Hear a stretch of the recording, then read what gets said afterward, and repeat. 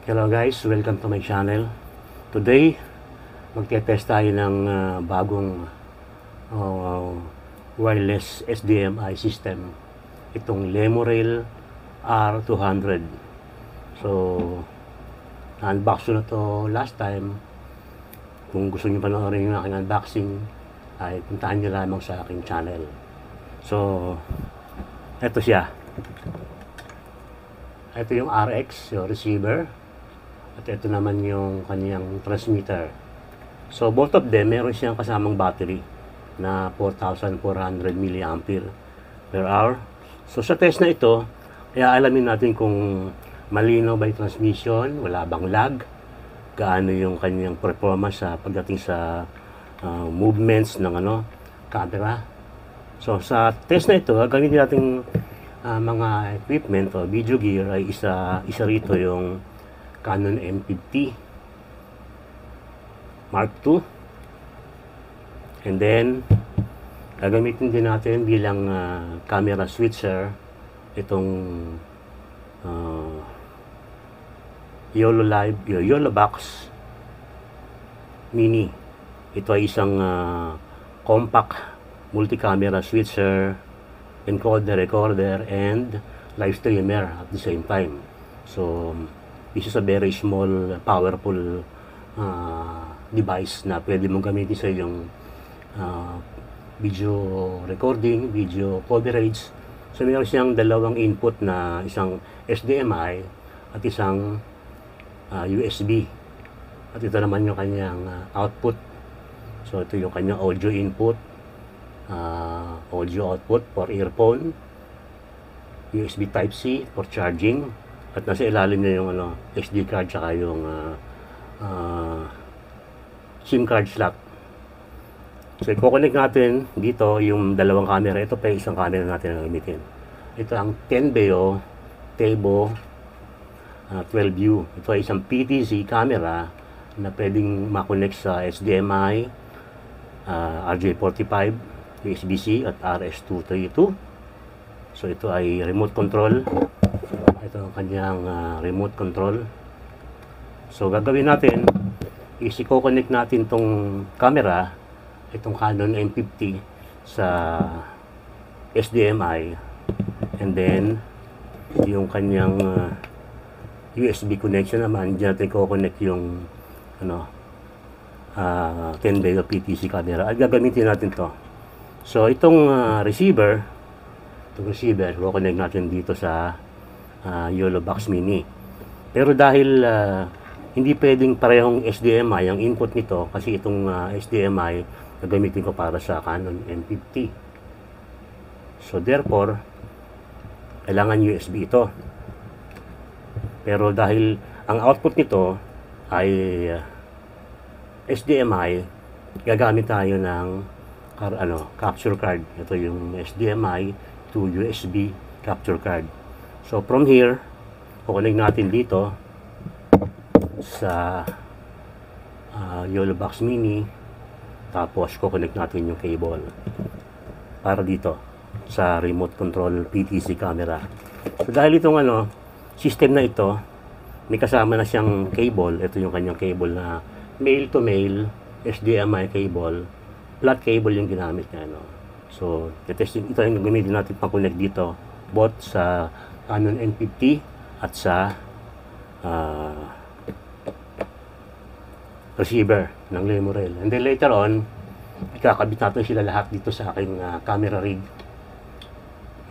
Okay.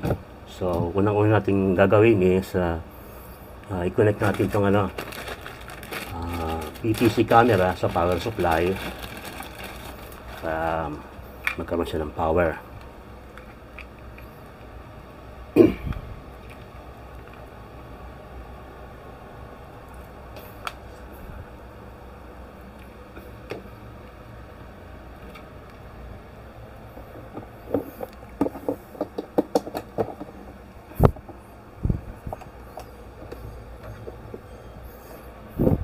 Itong camera na ito, the moment na isaksak natin sa power niya is magkakaroon siya ng movements dun sa kanyang lens. So magaan siya,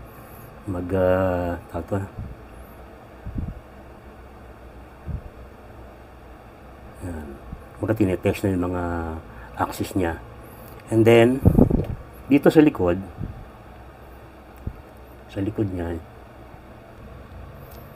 sa likod kakabit natin itong isang HDMI cable na pinrovide ng Lemuril.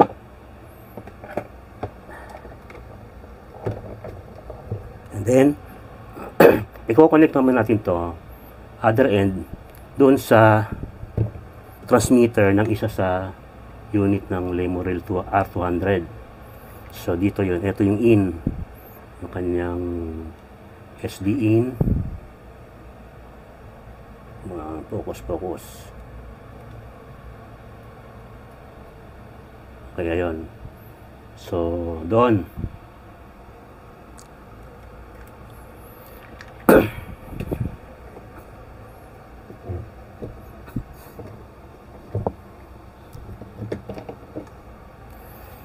Okay, ngayon naman i-connect natin itong receiver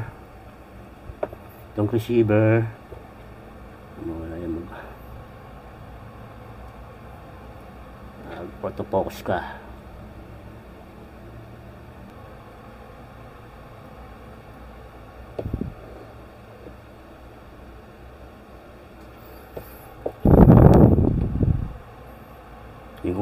Yung ano kanyang receiver, kukonect natin sa dito sa capture card, HDMI capture card, yan dito. And then kukonect natin to dito sa USB in, input ng YOLO Box Mini. Okay.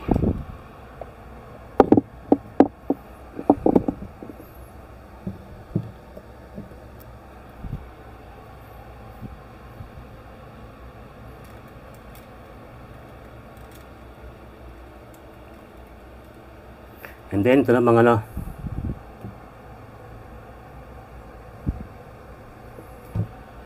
so kailangan natin ng additional cable para dito, HDMI cable para dito sa Canon M50 at papunta sa YOLO Box.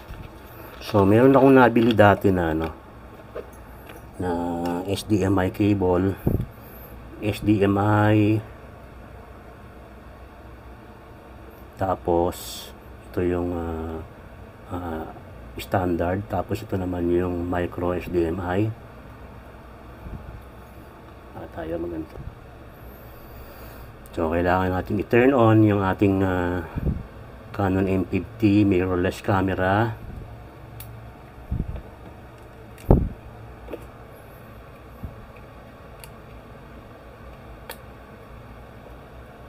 And then ikakabit natin yung HDMI cable niya.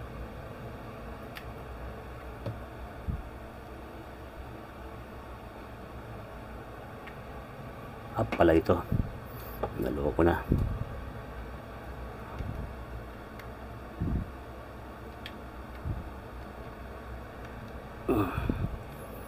Okay, so nakakabit na dito. And then kakabit naman natin itong camera na ito dito sa HDMI input ng YOLO Box Mini dito.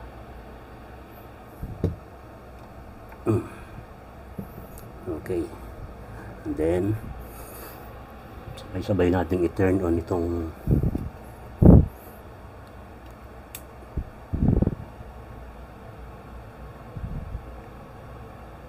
okay.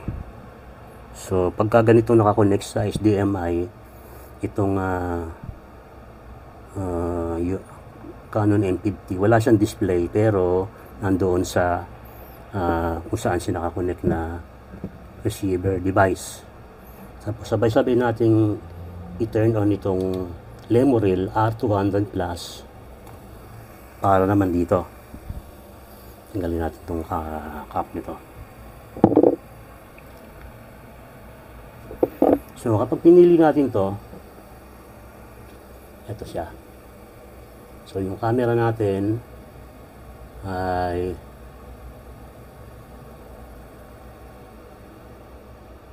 yun lang, di natin makita yung ano. Oops, autofocus naman siya. Alright.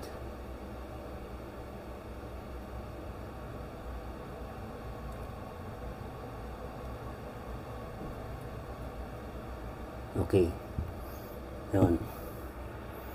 Ngayon yung isa, yung kanyang PTZ camera nakakonect sa wireless HDMI system. Testingin natin using the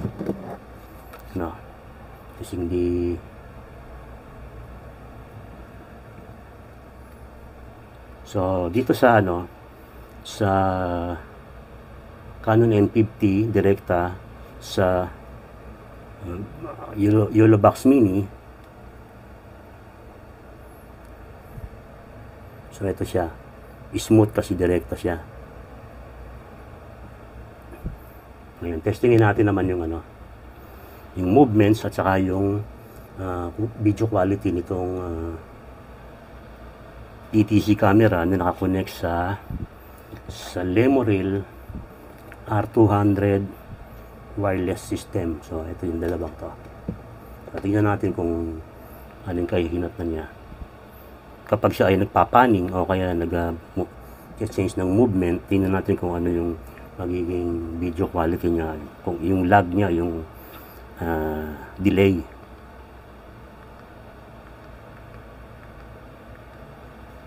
So pag ganito dapat nasa likod yung yung kanyang initialization. Okay, so far halos walang delay. Okay.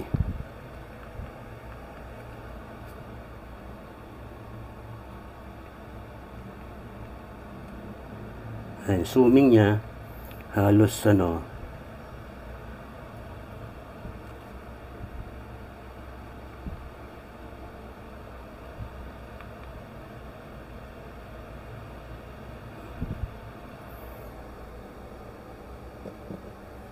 alisin natin itong display niya para yan, so para malinaw natin makita yung ayun. So pag nagsusum tayo halos hindi makita yung delay. So sa makatwid, maganda ang performance itong wireless system na ito, na HDMI wireless system na ito.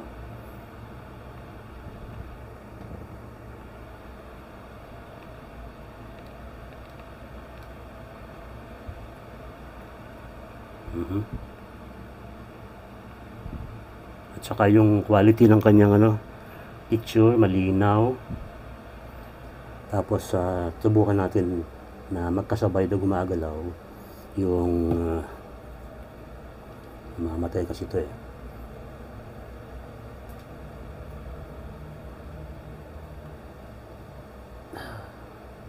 Okay, so ito naman yung Canon M50, halos wala naman siyang pinagbago sa kanyang performance. Smooth pa din. Okay, switch tayo papunta pabalik sa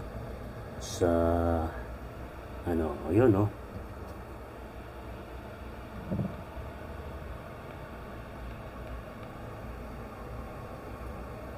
okay, yun nga lang medyo mahina ito sa low light.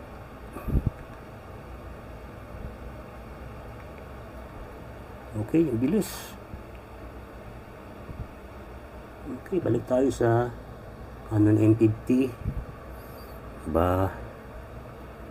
Alright.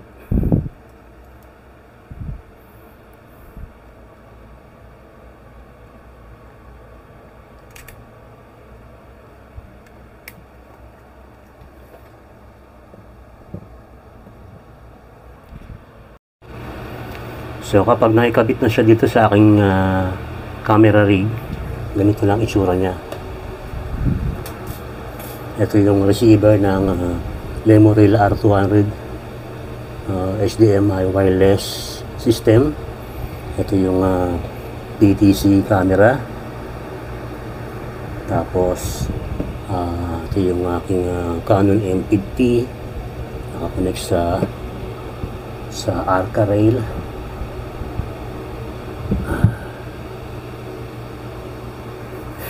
So ganyan siya.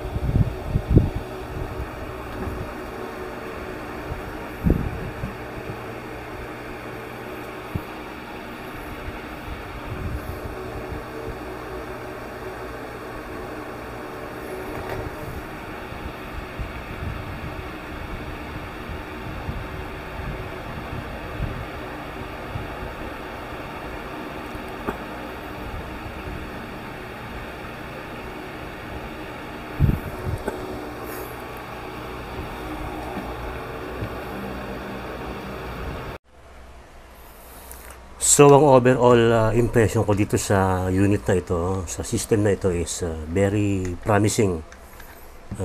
Maganda yung kanyang transmission. Halos hindi ko makita yung lag niya. Unnoticeable yung kanyang lag. Sabi sa manual, meron siyang 0.08 seconds lag, pero I don't think na masyado siyang halata kumpara doon sa ibang mga mumurahin na nasubukan ko na wireless HDMI system. So, kagandahan dito, bukod doon sa marami niyang kasamang mga accessories, itong battery, isa na itong napakalaking bagay na so 4,400 mAh siya, 7.4 volts. Lagay ko naman kahit kalating araw o megit kalating araw tayo mag-video is kaya yung i-supply nito. At meron siyang ventilation. Yan sa sa itaas at saka sa ilalim. At saka kung ilalapit mo sa tenga mo ito habang naka-on, maririnig mo yung niya, yung kanyang pan na umuugong. Hindi naman ganun kalakasan. Siguro kung masyadong malapit sa microphone, baka marinig. Okay, so yung antenna niya, detachable. So, kanina habang tinetesting ko, simula pa lang ng testing, talaga na-impress na ako. Ganda. Kaya hintayin natin mag-connection ng dalawa. So, itong mga bolto na ito yung menu, tapos ito yung selection ng channel. Okay. So, ilalapit ko sa microphone itong tingnan natin kung maririnig nyo yung pan.